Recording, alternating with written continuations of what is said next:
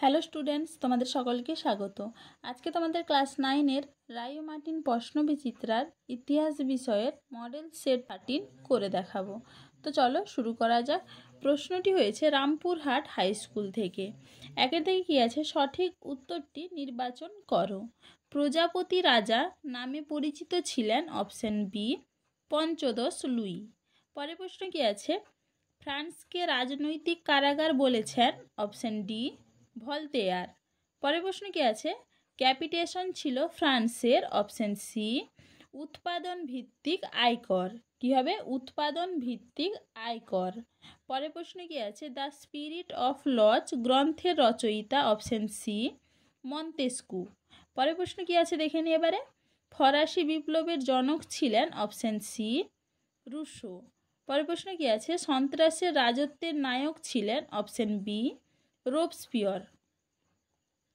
Napoleon জন্মগ্রহণ করেন option B কোর্সিকায়। Code নেপোলিয়নের ধারার সংখ্যা ছিল অপশন বি 2287টি। পরের প্রশ্ন কি আছে? নেপোলিয়ন গ্র্যান্ড আর্মি নিয়ে মস্কো অভিযান করেন অপশন সি 1821 খ্রিস্টাব্দে। পরের প্রশ্ন কি আছে? বিপ্লবের সন্তান বলা হয় অপশন বি নেপোলিয়নকে। চলো এবারে দুয়ের দাগে দেখে নিই। দু এক কথায় উত্তর দাও। জনসাধারণ কাদের অর্থলোলুপ নেকড়ে উপাধিতে ভূষিত করে? উত্তর হবে কি অভিজাতদের। পরের প্রশ্ন কি আছে? ব্রান্সউইক ঘোষণাপত্র কবে জারি হয়? উত্তর হবে কি 1792 খ্রিস্টাব্দে 25শে জুলাই। কি হবে? 1792 খ্রিস্টাব্দে 25শে জুলাই।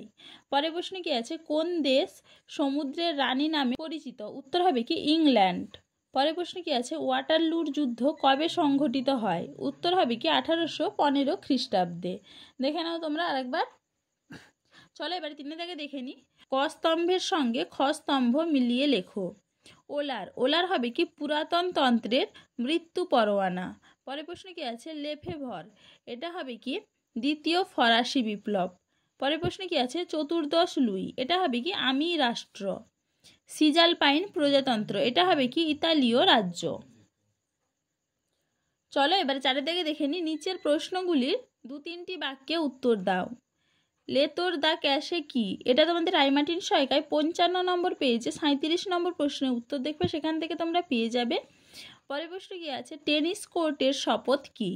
এটাও তোমাদের রায়মার্টিন সহায়িকায় 55 নম্বর পেজে 36 নম্বর প্রশ্নের উত্তর দেখবে, সেখান থেকে তোমরা পেয়ে যাবে, সেখান থেকে দেখে নিবে। তাহলে দেখো স্টুডেন্টস, এখানে আমি তোমাদের প্রশ্নগুলির উত্তর কত নম্বর পেজে কত নম্বর প্রশ্নের উত্তর সেটা লিখে দিয়েছি, তোমরা একটু দেখে নাও। তো চলো আজকে এইটুকুই, দেখা হচ্ছে পরের ভিডিওতে।